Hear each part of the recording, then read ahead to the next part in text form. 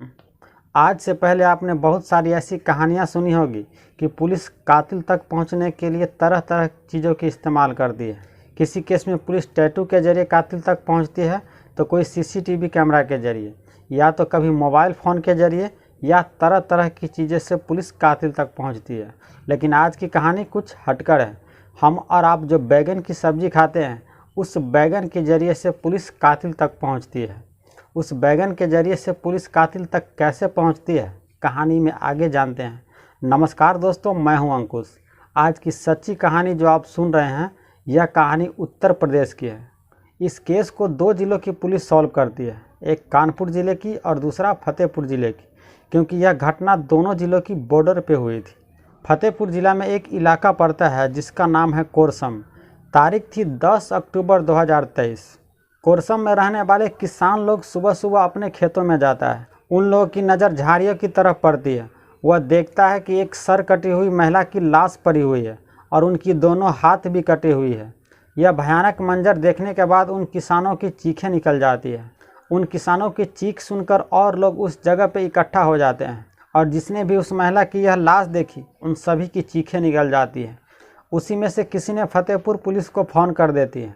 Police मौके पे पहुंचती है और पुलिस भी उस लाश को देखकर दंग रह जाती है। जिसने भी इस महिला का कत्ल किया था, बड़ी बेरहमी से कत्ल किया था, क्योंकि धड़ से सर गायब था और दोनों बाहें भी गायब था। कातिल ने एक तरह से पुलिस को चुनौती ही दिया था कि पकड़ सकते हो तो पकड़ लो, बशर्ते लाश की पहचान कर लो। पुलिस उस महिला की लाश के आसपास कुछ ढूंढने की कोशिश करता है, ताकि कुछ ऐसा चीज़ मिल सके जिससे इस महिला की पहचान हो सके, क्योंकि कातिल ने महिला का सर काटकर कहीं और फेंक दिया था और बाहें भी दोनों काटकर कहीं और फेंक दिया था। पुलिस को इस केस को सॉल्व करने की एक तरह से चुनौती बन जाती है। सुराग के नाम पे कुछ भी नहीं था। पुलिस जब उस लाश के आसपास छानबीन कर रही थी, तब उसे एक चीज़ पे नज़र पड़ती है। वह देखती है कि लाश से कुछ ही हटकर एक बोरी पड़ी हुई है। उसमें कुछ खून के धब्बे पड़े हुए हैं और बैगन भी वहाँ पे बिखरा पड़ा हुआ है, और उस बैगन पे भी खून के धब्बे लगे हुए हैं। पुलिस को यह समझते देर नहीं लगती है कि इस लाश को इसी बोरी के अंदर डालकर लाया गया है, और हो सकता है कि इस बोरी के अंदर यह बैगन हो। पुलिस जब इस बैगन को बड़े ध्यान से देखती है, तो पता चलता है कि यह आम बैगन नहीं है, क्योंकि यह हाइब्रिड किस्म की बैगन है, और इस बैगन की खेती हर इलाके में नहीं होती है। अब पुलिस को यह पता लगाना था कि यह हाइब्रिड किस्म की बैगन की खेती कहाँ होती है। अब फतेहपुर पुलिस इस हाइब्रिड की खेती कहाँ होती है, इसके बारे में पता लगाने लगती है। इससे पहले फतेहपुर पुलिस इस कोरसम इलाके में जो थाने पड़ता है, वहाँ पता लगाती है कि 35 से 36 साल की कोई महिला की गुमशुदगी की रिपोर्ट उसके थाने में तो नहीं लिखाई गई है, लेकिन पता चलता है कि इस थाने में कोई भी ऐसी गुमशुदगी की रिपोर्ट नहीं लिखाई है। तब फतेहपुर पुलिस उस हाइब्रिड बैगन की खेती कहाँ होती है, इसके बारे में वह पता लगाने की कोशिश करता है, और वह यह भी पता लगाने की कोशिश करता है कि कहीं उस इलाके में कोई 35 से 36 साल की महिला की कोई गुमशुदगी की रिपोर्ट तो नहीं लिखाई है। तब पता चलता है कि महाराजपुर इलाके में इस बैगन की खेती बड़े ज़ोर शोर से की जाती है, और वहाँ के बहुत सारे किसान इस हाइब्रिड बैगन की खेती किया करता है।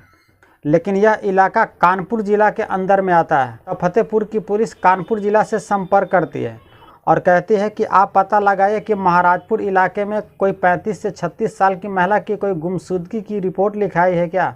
और जब कानपुर पुलिस महाराजपुर थाने के इलाके में पता करती है, तब पता चलता है कि हाथीपुर गांव की रहने वाली 35 साल की रजनी देवी की गुमशुदगी की रिपोर्ट लिखाई है।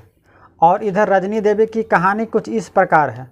रजनी देवी की शादी उसी हाथीपुर गाँव में आज से कई साल पहले हुआ था, लेकिन शादी के कुछ ही साल के बाद रजनी देवी की पति की मौत हो जाती है। वह भरी जवानी में विधवा हो जाती है। उन पे दुखों का पहाड़ टूट जाता है। लेकिन उधर उनके ससुर और जो जेठ देवर लोग सब थे, उनको ताना देने लगता है और तरह तरह की बातें करने लगता है। इस बात से तंग आकर रजनी देवी अपने ससुर और जेठ देवर सबसे अलग रहने का फैसला करती है, और वह अलग ही रहने लगती है। वह किसी तरह से अपना गुजर बसर करने लगती है, और वह अपने ससुराल वालों से अलग रहने लगती है।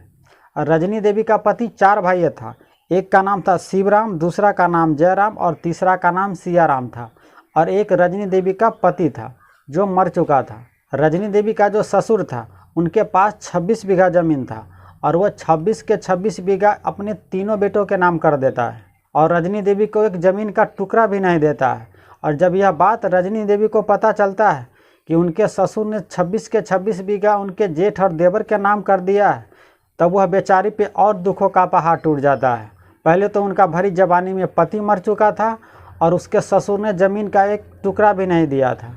यह बात सुनने के बाद उनको बहुत दुख होता है। वह हिम्मत नहीं हारती है और अपने हक के लिए वह लड़ने का फैसला करती है।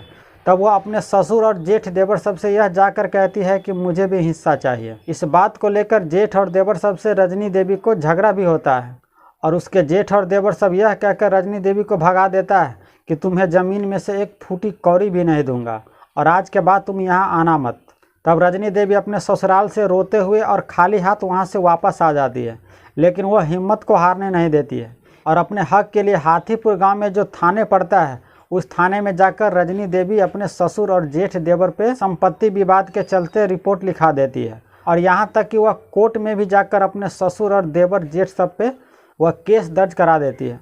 फतेहपुर पुलिस को जो सरकटी लाश मिलती है, अब कानपुर पुलिस को भी यह लगने लगता है कि हाथीपुर इलाके में रजनी देवी की जो गुमशुदगी की रिपोर्ट लिखाई है, हो न हो यह लाश उसी रजनी देवी की हो सकती है। लेकिन यहाँ तो सर कटी हुई लाश थी। इसके बावजूद भी कानपुर पुलिस रजनी देवी की जो गुमशुदगी की रिपोर्ट लिखाई थी उनसे कांटेक्ट करती है और कहती है कि हमें एक सर कटी हुई लाश मिली है, आप आकर इस लाश को पहचानिए, कहीं यह लाश रजनी देवी की ही तो नहीं है। यह बात वो लोग सुनने के बाद दिल पे पत्थर रखकर मुर्दे घर आते हैं और सर कटी हुई लाश को वो लोग देखती है। लेकिन वो लोग पूरे यकीन से यह नहीं कह रहा था कि यह लाश रजनी देवी की है। उन लोग को यह लग रहा था कि यह लाश उनकी हो भी सकती है और नहीं भी हो सकती है। तब सर कटी हुई लाश से पुलिस डीएनए टेस्ट लेता है और रजनी देवी के माँ बाप के डीएनए टेस्ट लेता है और दोनों को मैच करता है तो दोनों मैच हो जाता है। तब यह यकीन हो जाता है कि सर कटी हुई लाश यह रजनी देवी की है। जैसे ही यह बात उनके माँ बाप सुनते हैं, उनके रिश्तेदार सुनता है, तो वह फूट फूट कर रोने लगता है और रोते हुए यह कहने लगता है कि रजनी देवी का कत्ल उसके ससुर और जेठ देवर ने किया है। उस थाने में रजनी देवी ने पहले ही अपने ससुर देवर और जेठ के खिलाफ कंप्लेन लिखाई थी। तब कानपुर पुलिस रजनी देवी के जेठ और देवरों सबको गिरफ्तार करती है और उससे पूछताछ करती है। लेकिन शुरुआती पूछताछ में तो वो लोग इनकार कर देता है, लेकिन जब पुलिस सख्ती से उन सब से पूछताछ करता है तब वह सारा सच बता देता है और कहता है कि हाँ, उसी ने रजनी देवी का कत्ल किया है। और इस कत्ल में एक और लड़का शामिल है जिसका नाम अविनाश है और वह अविनाश इसी शिवराम, जयराम या सियाराम इसी में से किसी का एक लड़का है। वह भी इस कत्ल में शामिल है, लेकिन उसका ससुर का इस कत्ल में कोई हाथ नहीं है। मोटिव तो पहले ही पता था कि संपत्ति विवाद के चलते यह कत्ल हुआ है, लेकिन यह लोग रजनी देवी का कत्ल कैसे किया है और हैरान करती है। रजनी देवी का जो जेठ और देवर लोग सब था, यह रजनी देवी को एक फूटी कौड़ी भी नहीं देना चाहता था, लेकिन रजनी देवी जिद पे अड़ी हुई थी कि वह अपने हक की संपत्ति लेकर ही रहेगी। तीनों भाइयों को यह लगने लगता है कि रजनी देवी ऐसे मानने वाली नहीं है।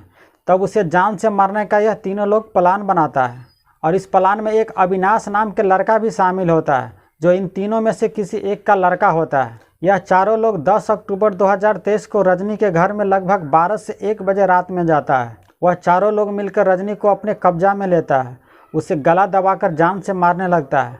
वह तड़पने लगती है। रजनी अकेली थी और यह 4 लोग थे, तो वह बचाव भी नहीं कर पाई और कुछ ही देर के बाद रजनी तड़प तड़प कर मर जाती है। इन लोग का पहले यह प्लान था कि रजनी देवी की लाश को बहुत दूर जाकर फेंकेंगे, लेकिन फिर बाद में यह लोग प्लान चेंज कर देता है। वहीं से एक बोरी लेता है और रजनी देवी को लाश को उस बोरी में रखता है। इसके बाद रजनी देवी की लाश को लेकर चारों लोग जंगल की ओर चला जाता है। कुछ दूर आने के बाद रजनी देवी का धड़ से सर अलग कर देता है और उसके सर को एक कुएं में फेंक देता है। इसके बाद कुछ दूर और आने के बाद उनकी दोनों बाहों को काट डालता है और एक झाड़ी में फेंक देता है। और इसके कुछ किलोमीटर दूर चलने के बाद कोरसम इलाके में रजनी देवी को धड़ को फेंक देता है और बोरा भी उस लाश के पास फेंक देता है। और इसके बाद वो लोग अपने घर पे आ जाता है।